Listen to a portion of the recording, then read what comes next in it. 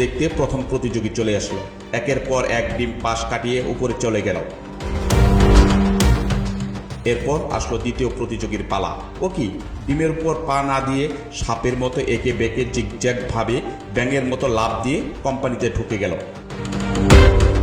অথচ তৃতীয় ব্যক্তি কোনো দিকে না তাকিয়ে একের পর এক ডিম ফাটিয়ে উপরে চলে গেল। তাহলে চাকরিটি হবে কার?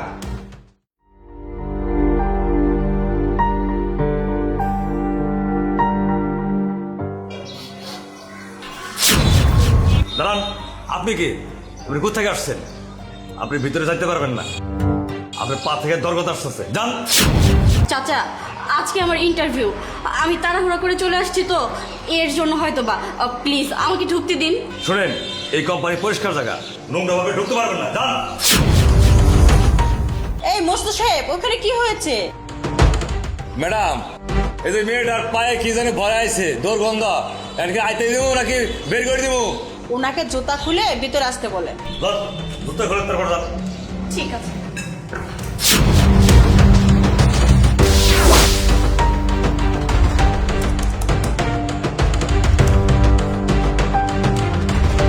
ও, তাহলে আপনারা তিনজন চাকরি ইন্টারভিউর জন্য এসেছেন। জি ম্যাম। দেখি আপনাকে ফাইলে কোনো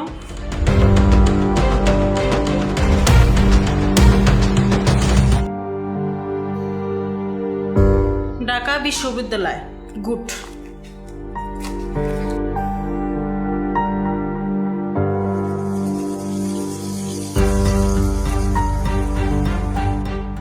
খুলনা বিশ্ববিদ্যালয়।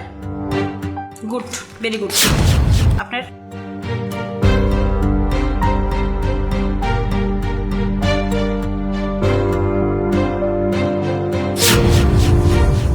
জাতীয় বিশ্ববিদ্যালয়।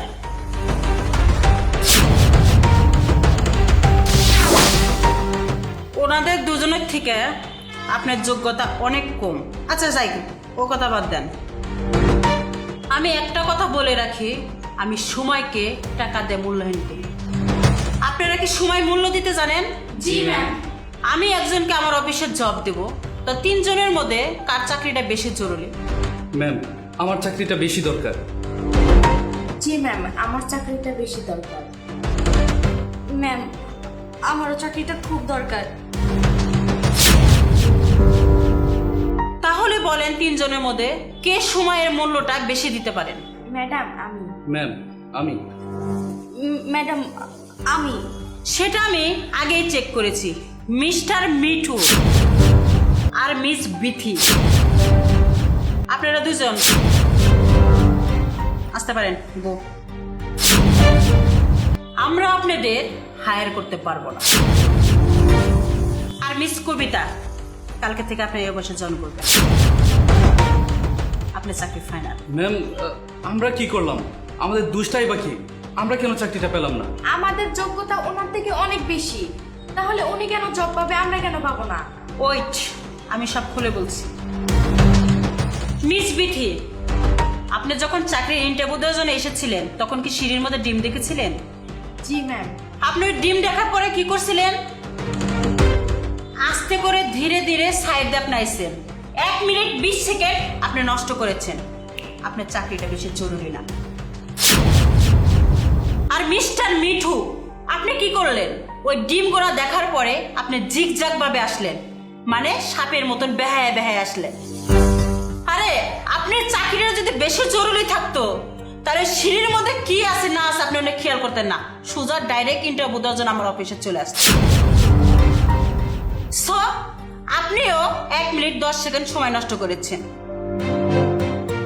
কিন্তু ম্যাম, আমি তো আমি জানি আপনি ডিমগুলো দেখেন না, তাই আপনি সোজা অফিসে চলে এসেছেন।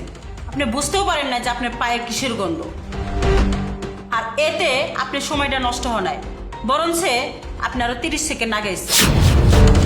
তাই আমি সিদ্ধান্ত নিয়েছি যে সময়কে মূল্য দিতে পারবে, জবটা তারই বেশি জরুরি। তাই আমি জবটা তাকেই দিব। বুঝতে পেরেছেন সবাই? তাই জবটা পাবে মিস কবিতা। আপনারা দুজন আসতে পারেন।